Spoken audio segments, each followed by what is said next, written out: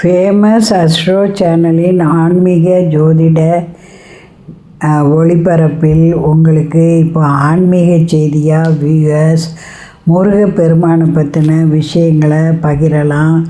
முருகப்பெருமான் குரு வணக்கத்துக்கு முதலாளாக வணங்கலாம். இவர் குழந்தை பேர், கல்வி, தொழில், அனைத்து விஷயங்களும், பில்லி சூனியம், பெரும்பகை அகல எல்லாவற்றுக்கும் முருகப்பெருமானையே வணங்கலாம்.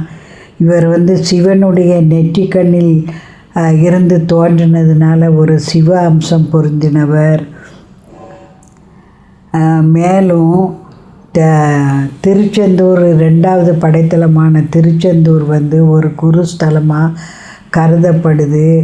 திருமண தடை, வேலை வாய்ப்பு மற்றும் புத்தி சுவாதீனம் போன்ற நிலங்கள் முடிக்க, புது கணக்கு போட எல்லாவற்றுக்கும் திருச்செந்தூர் முருகனையே மக்கள் நாடி செல்வாங்க.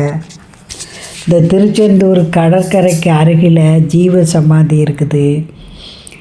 அந்த 4 சித்தர்களும் தான் கோபுர பணி செய்து பேர் பெற்றவங்க. அந்த சித்தர்கள் சமாதியை போய் நீங்கள் வணங்கினால் நினைத்த காரியம் நடக்கும். மேலும் குரு பகவானை முருகப்பெருமானே பூஜித்த தலங்கிறதுனால எந்த ஒரு காரியத்துக்கும் குருபலன் வேண்டும்னா திருச்செந்தூர் போய் நம்ம வேண்டிக் கொள்ளலாம்.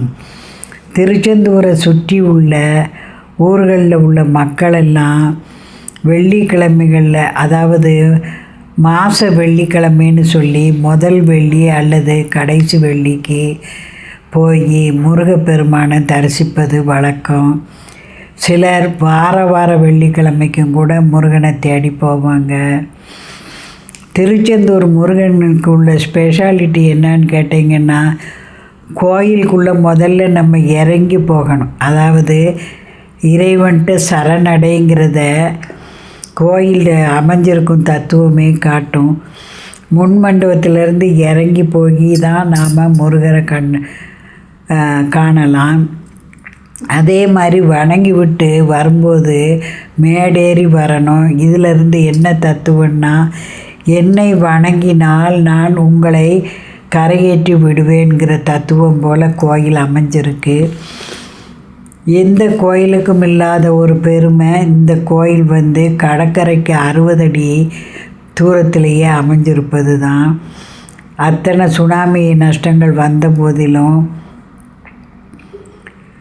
முருகப்பெருமானுடைய கோயிலுக்கு துளி அளவேனும்